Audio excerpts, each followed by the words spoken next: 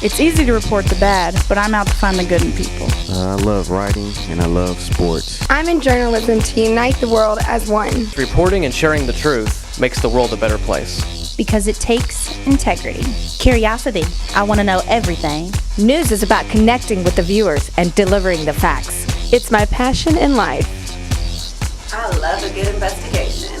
I give my viewers the satisfaction they deserve. We are The Horizon. Hello, and welcome to the Horizon Newscast for the week of March 28th, 2011. I'm Desiree Smith. In top news, spring break got off to a hot start as a field fire was spotted in the industrial park neighboring Grove and Orchard Lodges. I was on the scene of the fire for a Horizon exclusive. Witnesses reported flames within 100 feet of IU Southeast Southside Lodges in a field between Sam Tech and Big O Tires on Park East Boulevard. IU Southeast students watched as firefighters battled the blaze in wind gusts of 10 to 20 miles per hour. New Albany Fire Department Battalion Chief Brian Gadd reported that the fire was caused by grass getting caught in the exhaust of a riding lawnmower that was cutting grass on the property. From the industrial park, this has been Desiree Smith, the Horizon Newscast. For more than 2 weeks, the crisis in Japan has continued to wreak havoc on its citizens and impact lives around the globe. Reporter Annie Maka spoke with IUS students to get their perspective on the disaster. Japan is still reeling after the devastating 9.0 earthquake and resulting tsunami. The aftershock has been felt around the world as well as the IUS community. One Japanese-American student shared her worries about her immediate family that lives in Japan following the natural disaster. The thing that came to mind was Okinawa, where I'm from, and I was like, oh no, well, and I just started panicking, and then I tried to get on Skype to get a hold of my mother and my brother and sister and father, but the cell phones didn't connect, so just overall I was really panicking. But as soon as I found out that they weren't affected that much because the earthquake was in northern mainland Japan, which is really far from Okinawa because it's south from where the mainland of Japan is. But now after I heard that they're okay, it's just the tsunami warnings, I felt much more relieved. But because I have relatives in mainland, I was still really worried about them. Hamilton said she is grateful for the outpour of support she has seen. I'm trying to think. I'm really happy about how much people are concerned about this and how much encouragement I see all over. Like when I got on Facebook this morning, I saw like, oh, please pray for Japan. Where all of our hearts are with you. Like, thank you. It's like, it feels like I want to thank people personally, even though, I'm not representing Japan or anything like that, but I still want to thank people about how much they care about Japan and how much encouragement they're giving people. I think that they need us to pray and they need our help and resources. I just felt bad for the people who live there and people whose families in America and people who don't know if their families are okay or passed away or whatever. It's a major disaster. If you follow the history of Japan, it wasn't unexpected. They're in a very seismically active area, and it was something that it wasn't a matter of if or even when, it was how soon. As if the wave, the earthquake and then the tsunami wasn't bad enough, but now you have the nuclear, we haven't had an implosion or an explosion yet, but at the same time there's already been hydrogen explosions in the plant. Annie Maka, the Horizon Newscast. The IUS Greek community is known for stepping up for a good cause. A sorority recently rocked out for the National Kidney Foundation. Nicolette Langdon joined the ladies of Phi Sigma Sigma to learn more about the group's involvement. The Phi Sigma Sigma sorority were rocking for a reason in the Commons area to support and raise money for the National Kidney Foundation. Our national philanthropy for Phi Sigma Sigma is the National Kidney Foundation, and so to support that, we do a rockathon annually every year, and the funds go to our Phi Sigma Sigma Foundation, which supports the National Kidney Foundation. How successful is it each year? Each sister personally has to donate, has to raise $50 herself, and then also we do raise the money through the rockathon, so it's very successful every year. Well, it's interesting to actually do what kidney patients do and spend an entire day rocking and trying to raise money for that cause. So.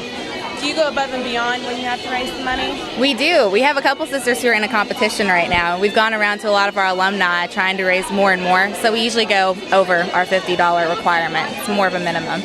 Nicolette Langdon, the Horizon Newscast. In honor of Women's History Month, the Women's and Gender Studies program brought New York City journalist Kelly Cogswell to campus to speak about the Lesbian Avengers. Reporter Ashley Agnew spoke to Cogswell to find out more about the group and their mission. The IUS Women and Gender Studies brought Kelly Cogswell, a New York City-based journalist and blogger on LGBT issues, to talk to IUS about the early 90s direct action group, the Lesbian Avengers, of which she was a founding member. Women, lesbians and gay men, the transgender, people of color, because that is where the world takes direct aim at our bodies, beating, bashing, raping, lynching the life out of us. Hate crimes generally involve more brutality than other assaults. Why stab a faggot once when you can do it a couple dozen times? The Avengers were there to support lesbians that needed help, needed backup, but also to encourage lesbians to act on their own behalf. That with relatively simple actions and relatively few people that you can actually accomplish quite a lot. Pretty soon there started to be Lesbian Avenger chapters all across the United States, but also in Canada and in London. So it ended up being more than just one direct action group, but actually a movement of lesbians for social change. I also think that education and just coming up and talking to people and explaining, you know, you're gay, you're not evil, or you're not there to recruit their children or ruin them. From the Ogle Center, this is Ashley Agnew, Horizon Newscast. To promote diversity awareness, IUS students traveled to the Muhammad Ali Center in Louisville to experience the center's interactive exhibits that express the heavyweight champion's core values on life. IUS students recently visited the Muhammad Ali Center, where they learned the inspirational story of the life and struggles of the great boxing champion. I think it's beautiful. I think they've done a great job putting together a lot of really nice exhibits. It's interactive. At the same time, it's, you know, there's just so much to learn looking at the quotes, and it talks about civil rights, and it talks about tolerance, and it talks about charity, and just all the values that I think that we promote in our society. Ali's battles weren't only in the boxing ring, but also in the turmoil and social injustices of the 1960s.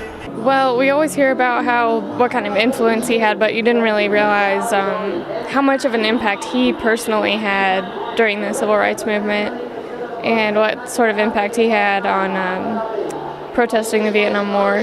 It's easier to look at it today as he was just being brave and standing up for what he really thought was right. When Ali refused to join the Vietnam War, his title was stripped and the government made sure he couldn't fight in any state. He spent 4 years fighting the court system, but he persevered and never gave up the fight, defeating his draft and returning to the sport he loved. I think in every generation, somebody has to step up and be the person who's willing to kind of take the brunt of punishment for what they believe in. And I think that it takes a really strong person to stand up and do what he believed in, and that's what he did, right? You know, and he did it despite the threats of going to jail, despite the fact of losing his license for boxing, you know, despite the fact that many Americans disagreed with his decision. He stood by what he believed, and I think whether you agree with that decision or not, just that willingness to stand up and take the punishment for your conviction is a really important thing. I didn't know all the little things, like he did this. I didn't know he'd been doing stuff recently, that he'd been going overseas to like Iraq, and that he'd freed some people from over there where Saddam Hussein was in control. I mean, there's a lot of more recent stuff that we don't hear about. We hear about the little stuff, like he was a boxing champion, you know, but not the newer stuff. He is so full of love, and he's become the embodiment of love, both the love that he gives to the world and the love that the world gives back to him.